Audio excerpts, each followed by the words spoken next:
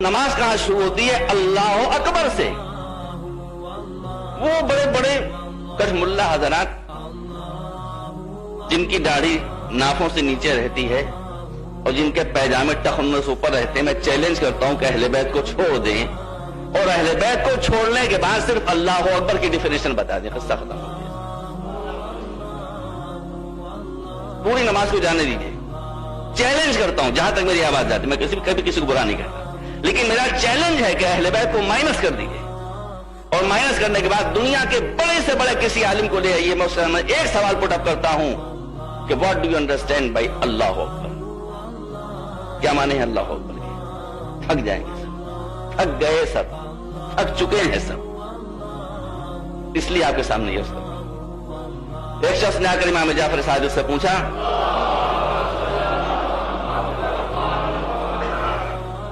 कि फर्जंद रसूल ये बताइए अल्लाह अकबर के मानी क्या है? अल्लाह अकबर यही से तो नमाज शुरू होती है और यही से अल्लाह अकबर कहेगा तो नरम किसी को कत्ल किया गया है, मगर अल्लाह अकबर के मान तो इमाम ने कहा, मैं बताता हूँ अल्लाह अकबर माने क्या है। पहले ये बताओ कि फुला फुला फुला जो इमाम बने बैठे थे, कहा वो क्या कहते हैं? कहा कि वो तो ये कहते हैं अल्लाह अकबर। क्या प्यारी बात कहते हैं। कहा कि वो तो कहते हैं कि अल्लाह अकबर के माने ये कि अल्लाह सबसे बड़ा है। ट्रांसलेशन तो यही है कि अल्लाह सबसे बड़ा है। जी गौर कीजिएगा, मौला क्या जवाब देते हैं? अल्लाह अकबर कहां, तफसीलात का वक्त खत्म हो चुका है। फरमाते हैं कि अगर वो ये कहते हैं कि अल्लाह अकबर के मानी ये है कि अल्लाह सबसे बड़ा है, तो इसका मतलब ये कि अल्लाह की किबरियाई को और उसकी ग्रेटनेस को और उसकी अजमत को उन्होंने रिलेटिव बना दिया, निसबी बना दिया, जबकि अल्लाह की किबरियाई एब्सोल्यूट है, अल्लाह की बुजुर्गी मुतलक है। यह कहना कि वो सबसे बड़ा है तो निस्बत हो गई, ये तो इजाफियत हो गई, ये तो रिलेटिविटी हो गई। तो उसकी किबरियाई सबसे बड़ी कहां रही? हम तो सन्नाटे में कहा, मौला फिर आप बताइए कि अल्लाह अकबर के माने क्या है?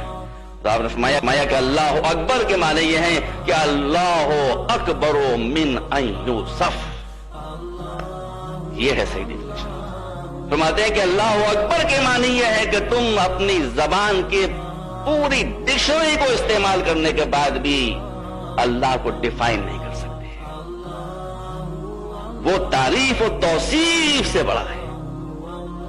जितनी भी तारीफ और तौसीफ करोगे, कहां तक मंजिल जा रही है आप जरा गौर फरमाइए। फिर वजाहत फरमाते हैं कि अल्लाह अकबर नमाज में क्यों कहा जाता है, जरा और तभी तो आपको लुत्फ आएगा। फरमाते हैं कि अल्लाह अकबर के माने यह है कि कुछ किसी भी तरीके से, यहां तक कि कुरान मजीद भी अल्लाह की किबरियाई को सही अंदाज से जबान की तंगी दामा की वजह से बयान नहीं कर सकता। कुरान क्या करे बेचारा, हमारी जबान में तो कुरान उतरा है ना, वो भी क्या कर सकता है? अब आप गौर कीजिए, आपने नमाज शुरू की, नमाज शुरू करने के बाद अल्लाह की किबरियाई को आपने बयान करना शुरू किया जबान कुरान में। मासूम फरमाते हैं कि तुमने दोनों सूरे खत्म किए, तुम ये समझे कि तुमने अल्लाह की किबरियाई को बयान कर दिया। अल्लाह की किबरियाई अगर बयान कर दी गई होती तो फिर ये हुक्म ना होता कि इस किबरियाई को बयान करने के बाद फिर कहो अल्लाह अकबर। हमने जबान कुरान में भी जो कुछ किबरियाई अल्लाह की बयान की है, इससे भी हम अल्लाह की किबरियाई को बयान नहीं कर सके। अल्लाह इससे भी बड़ा है, इससे भी अजीम है, लिहाजा अब एक्शन से साबित करो। अब झुको उसकी बारगाह में, रुकू में जाओ और जाने के बाद कहो सुबहाना रब्बियल अज़ीम व बिहम्दिह। मगर ये न समझना कि अल्लाह की किबरियाई बयान हो गई, खड़े हो गए, फिर कहो अल्लाह अकबर, अल्लाह इससे भी अजीम है।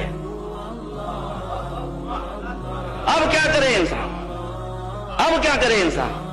अब इंसान अपने को उस पस्ती में पहुंचा दे कि जिससे ज्यादा पस्ती इम्कान ही में नहीं है, यानी अपने जिस्म के सबसे बुलंद हिस्से को वहां रख दे कि जिससे पस्त जगह मुमकिन नहीं है, जमीन से मिला दे अपनी पेशानी को।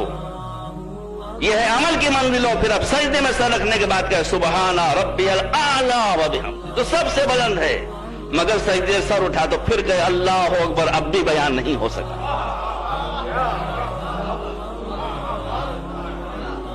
फिर सजदे में सर रख, फिर सजदे सर उठा और कहा अब भी नहीं बयान हो सका। मुख्तसर यह है कि पूरी नमाज बहिदायत इलाही انجام دینے کے بعد بھی جب نماز ختم ہو تو 3 مرتبہ کہو اللہ اکبر اللہ اکبر اللہ اکبر۔